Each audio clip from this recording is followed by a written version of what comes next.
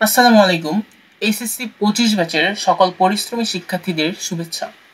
তোমাদের মেইনলি সকল বোর্ডের জন্য কেমিস্ট্রি সেকেন্ড পার্ট এক্সামটা শুধু বাকি আছে, যেটা হবে 17ই অগাস্টে। তো তারপর পরই তোমাদের শুরু হয়ে যাবে প্র্যাকটিক্যাল পরীক্ষা। প্র্যাকটিক্যাল নিয়ে অনেকের মধ্যে অনেক দুশ্চিন্তা কাজ করে, আবার অনেকের মধ্যে ওভারহাইট।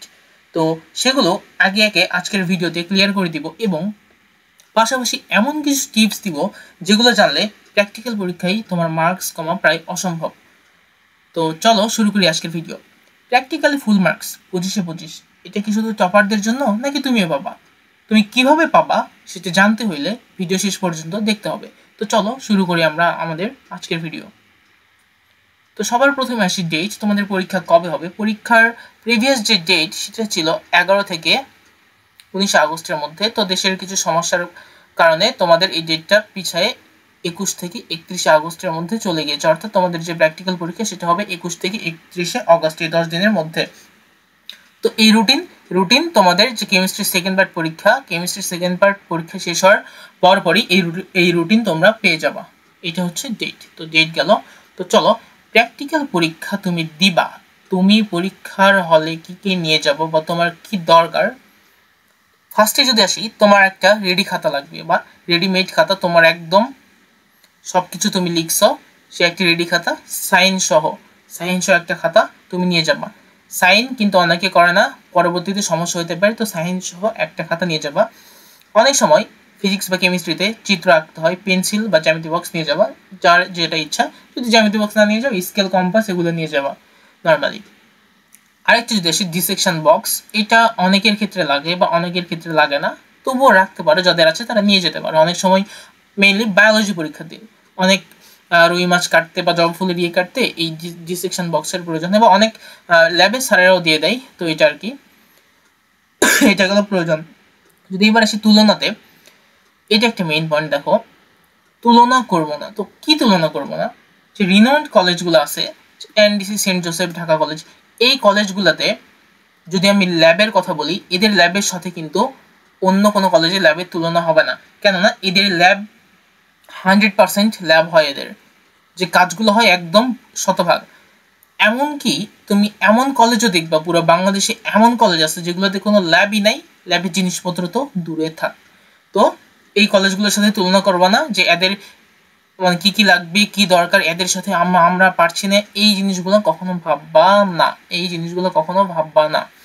অ্যান্ড এটার মানে কি বুঝাইলো, কখনো ওভার হাইপ হবে না, কখনো হাইপার হয়ে যাবা না ওদের সাথে তুলনা করে। এটা কিন্তু একটা মেইন পয়েন্ট, কখনো রিনাউন্ড কলেজগুলোর সাথে নিজে তুলনা করবা না। তো চলো, পরীক্ষা কিভাবে হবে যদি এবার আমরা একটু আসি, সংক্ষেপে দেখি। আমাদের শুধু প্র্যাকটিক্যাল পরীক্ষাটা নামেই, বাট কোনো ল্যাব হয় না। প্র্যাকটিক্যাল মানে কি, প্র্যাকটিক্যাল মানে হাতে কলমে পরীক্ষা না, বাট আমাদের শুধু নামে প্র্যাকটিক্যাল, বাট হাতে কলমে কোনো পরীক্ষা নেই। আমরা কি করবো পরীক্ষায় যায়, যে খাতা লিখছো সে রেডিমেড খাতা জমা দিবা, এক্সামে কিছু কোয়েশ্চেন আসবে ওটা লিখবা, মার্কস পাবে, শেষ। এটা হচ্ছে আমাদের বাংলাদেশের প্র্যাকটিক্যাল পরীক্ষার নিয়ম ধরন। এখানে খাতা নিয়ে যদি একটু কিছু বলি, আগে একটা ওয়ার্ড দেখে নাও, খাতা কিন্তু কোনো ইফেক্ট ফেলবে না তোমার পরীক্ষায়। তো কতটুকু ইফেক্ট ফেলবে যদি আমরা এটা একটু দেখতে চাই, তো দেখো, খাতা নিয়ে যদি আমরা একটু দেখি, খাতা নিয়ে বেশি মাথা না ঘামানো। তো বেশি মাথা না ঘামানোর মধ্যে আমি কি বললাম, অনেকে কি করে, একবার খসড়া করে লিখে, খসড়া করে লিখার পর ওইটা বড় ভাই বা স্যারদেরকে দেখাই কি ভুল হয়েছে, ওইটা আবার আরেকটা খাতায় উঠে, এবং এত কি করে সুন্দর করে লেখে, এর প্র্যাকটিক্যাল লিখতে যায় আর 2 মাস সময় নাই।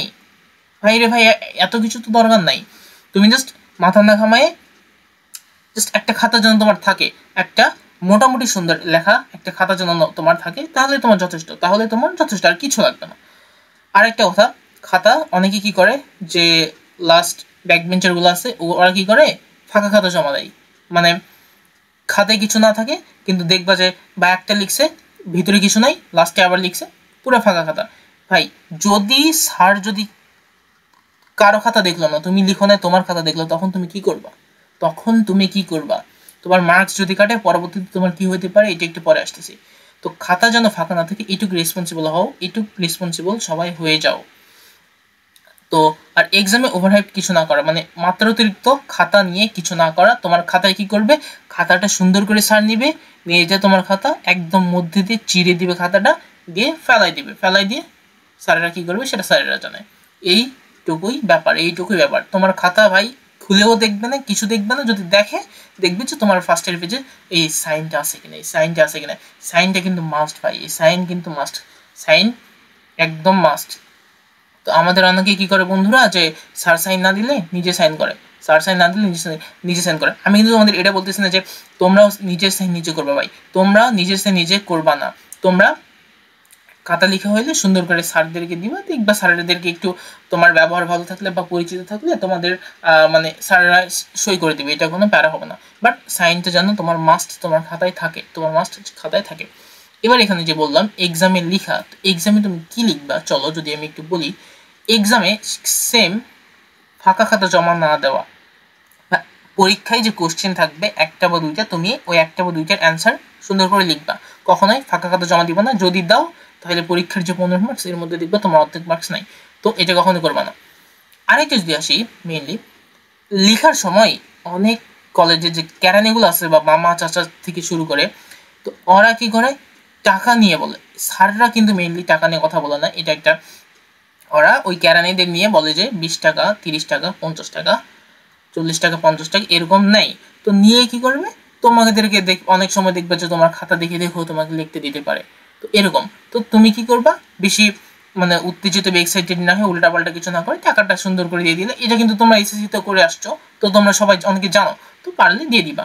যদি না দিতে চাও ভাই, তুমি একা কখনো কিছু করবা না, একা করতে গেলে দেখবা তোমার উপর স্যারের মাথা গরম হয়ে যাবে, তুমি এমনি মার্কস পাবা না, আর মার্কস পাবা না, এদিকে নাম্বার কমে যাবে, তোমার জিপিএ 5 মিস, পাবলিক শুরু করবে তোমার সাথে।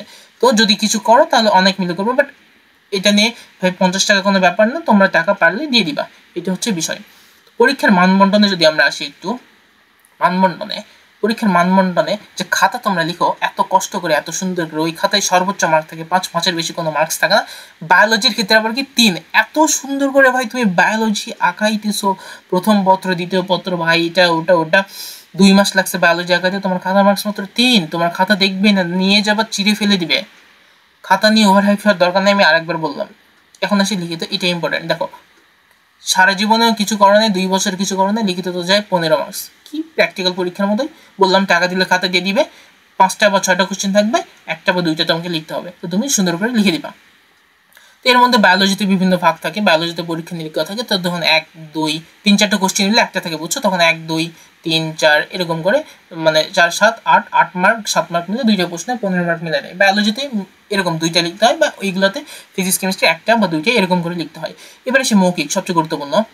আর হ্যাঁ লিখিততে থাকার ক্ষেত্রে যদি বলি কি থাকবে, তুমি এই পয়েন্টগুলো লিখিততে রাখার চেষ্টা করবে, যে তত্ত্ব, যন্ত্রপাতি, ফর্মুলা, পর্যবেক্ষণ টেবিল, এখান থেকে যদি কিছু না পারো, তত্ত্ব, যন্ত্রপাতি, পর্যবেক্ষণ, হিসাব, সতর্কতা দিলে দিবা, না দিলে নাই, বাট ফলাফল, এই 4-5টা পয়েন্ট অন্তত তোমার লেখার মধ্যে যেন থাকে, তাহলে তুমি ফুল মার্কস পাবা। মৌখিকের ক্ষেত্রে আমি একটা শর্ট ট্রিক্স দিই, এই 5টা পয়েন্ট থাকে তুমি মৌখিকে 5 মার্ক পাবা, এটা কিন্তু মাস্ট। তো মৌখিকের ক্ষেত্রে সুন্দর করে যাবা, বিশেষ পরীক্ষার মতো, যে এটা তেমন কোনো বার ব্যাপার না, সুন্দর করে যে সালাম দিয়ে বসে স্যারকে কোনো আজেবাজে কথা বলবো না, বা আজেবাজে উত্তর দিবা না, স্যার যেটা কোয়েশ্চেন করবে পারলে বলবা, অ্যান্সার বলে দিবা, না পারলে স্যার দুঃখিত আমি পারছি না, এভাবে সুন্দর করে বলে দিবা। আর ভাই অনেকে টিকটকারের মতো ড্রেস পরে যায়, তোমরা সুন্দর করে স্কুল ড্রেস পরে যাবে, এটা কিন্তু একটা পরীক্ষা ভাই, এটা কিন্তু পরীক্ষা, সো তোমরা কেউ উল্টাপাল্টা ড্রেস পরে যাবো না। আর যদি মৌখিকের ক্ষেত্রে সামান্য পড়তে চাও, বাজারে বিভিন্ন গাজী আজমল স্যারের তারপর কিতাব স্যারের প্র্যাকটিক্যালের বই পাওয়া যায়, তো বইগুলো তোমরা দেখতে পারো। আর সুপারিশ মানে কারো ধরে চেনা পরিচিত থাকলে, মামা চাচা বা বিভিন্ন ক্যারানিদের দ্বারা থাকলে ওই স্যারকে যদি সুপারিশ করে, তো তখনও প্র্যাকটিক্যালের মৌখিক পরীক্ষাতে পুরো মার্কস পাওয়া যায়। তো এটা গেল মৌখিক পরীক্ষার যে পয়েন্টগুলো। এবার আসো মার্কস কত পাবা তুমি, এটা হচ্ছে সবচেয়ে গুরুত্বপূর্ণ, সবাই জিজ্ঞেস করে ভেবেছে আমি মার্কস কত পাবো। তো সরকারি কলেজগুলোতে একটু মার্কস কম দেয়, বেসরকারিতে একটু বেশি দেয়, ওদের মধ্যে কিছু ইন্টারনাল অ্যাফেয়ার্স থাকে, ইন্টারনাল বা ভিতরের বিষয়বস্তু থাকে, তো এরা মনে করে যে এ একটা কলেজ বি একটা কলেজ, এ যদি 25-25 আমাকে দেয়, এও আমি তোমাকে 25-25 দেবে, দুজনের মধ্যে একটা ডিল হয়। তো এরকম সরকারি কলেজগুলোতেও কিন্তু অনেক সময় 22 মিনিমাম ধরো, কম মার্কস পাইলেও 20-21 দেয় না, 22 থেকে শুরু হয়, 22-23-24 এরকম মার্কস থেকে। বেসরকারিতে 23-24, বেসরকারিতে 2500 পায় অনেকে বলে যে ভাই আমি সরকারিতে পড়ছি আমি কি পাবো না, ভাই 2500 পাই, 2500 পাই, এটা কি বিলিভ হইতেছে না? Higher math, general math, sorry higher math first, higher math second. তো এগুলাতে দেখছো না ভাই, অনেকে 200 পাই, অনেকে 200 পাই। তার মানে কি 200 যখন পাই অবশ্যই তার প্র্যাকটিক্যালে 25 আছে। ফিজিক্স কেমিস্ট্রিতে 200 পাই, মানে প্র্যাকটিক্যালে 25 অনেকেই পাই। বিশ্বাস হইল? প্র্যাকটিক্যালে 25 অনেকেই পাই, এটা মাথায় রেখো। প্র্যাকটিক্যালে 25 অনেকেই পাই। রেজাল্টের ক্ষেত্রে প্রভাব, প্র্যাকটিক্যাল রেজাল্টের কি প্রভাব আছে ভাই? প্র্যাকটিক্যালের রেজাল্টের কি কোনো তোমার প্রভাব পড়বে? ভাইয়া বাপু বলো। দেখো, তোমাদের মেইনলি প্রভাব পড়বে যারা ইঞ্জিনিয়ারিং প্রিপারেশন নিবা তাদের ক্ষেত্রে। তুমি বুয়েটে এক্সাম দিবা, বুয়েটে তুমি এক্সাম দিব ধরো, তো বুয়েটে মার্ক লাগবে তোমার 93+। তো 93 মার্কস এবার লাগবে। প্র্যাকটিক্যালি সব তুমি এদিক পাইছো, এইদিকে 75 এর মধ্যে তুমি 75 পাইছো, 75 পাইছো, আচ্ছা 70 পাইছো। এদিকে 75 এর মধ্যে তুমি 70 পাইছো, আর এদিকে প্র্যাকটিক্যালি পাইছো তুমি 22। তোমার লাগছে মানে 23 মার্ক লাগবে। 93 থেকে 70 বাদ দিলে 23, তুমি পাইছো 22। প্র্যাকটিক্যালি 1 মার্কের জন্য যদি তুমি বুয়েটের পরীক্ষায় বসতেই না পারো, তোমার অবস্থা কি হবে তুমি চিন্তা করো। তোমার অবস্থা কি হবে তুমি একবার চিন্তা করে দেখো। প্র্যাকটিক্যালকে তাই সমান গুরুত্ব দেওয়া উচিত, প্র্যাকটিক্যালকে গুরুত্ব দেওয়া উচিত। এমন বলছি না যে তুমি প্র্যাকটিক্যাল নিয়ে সারাদিন পড়ে থাকো, বাট যেটুকু আমি করতে বলবো এইটুকু করলে আই থিঙ্ক তোমার মার্কস পরীক্ষায় কাটবে না। আর বর্তমান প্রেক্ষাপট দেখছো, বর্তমান প্রেক্ষাপট খেয়াল করছো যে পরীক্ষার কোশ্চেনের ধাঁচ, নাম্বার খাতা খাটার ভিতরে 79 পাইলে 80 হইতেছে না, এসএসসিতে দেখছো 32-33 হইতেছে না। তো সাবধান হয়ে যাও, প্র্যাকটিক্যাল যেটুকুই করবা একটু ভালো করে করার চেষ্টা করবা, বুঝছো? মেইনলি যারা ইঞ্জিনিয়ারিং প্রিপারেশন নেবা তাদের ক্ষেত্রে কথাটা বললাম। তো 25 বা রিক্যাপ, যদি পুরো মানে ফলাফলটা রিক্যাপ করে কীভাবে তুমি 25 পাবা। 100% সায়েন্স সহ তোমার খাতাটা যেন থাকে, সায়েন্স সহ তোমার খাতাটা যেন থাকে। 25 পাওয়া থেকে তোমার কেউ আটকাতে পারবে না। অনেক স্যার কী করে, খাতা তোমার সুন্দর, হাতের লিখে সুন্দর, তুমি 25 কিছু দেখে না। এক্সামে খাতা ফাঁকা না রাখা, তুমি কিছু না পারলেও তোমার বন্ধু বা কারো দেখে যা ইচ্ছা পারো তাই লিখে দিবা, যা ইচ্ছা পারো তাই লিখে দিবা। যদি একদম না পারো তবুও তুমি কবিতা লিখে দিবা, বাট খাতা ফাঁকা রাখবা না, খাতা ফাঁকা রাখবা না। আর সবচেয়ে বড় পয়েন্ট, ভদ্রতা বজায় রাখবা। মেইনলি ভাইবার ক্ষেত্রে সুন্দর করে কথা বলবা।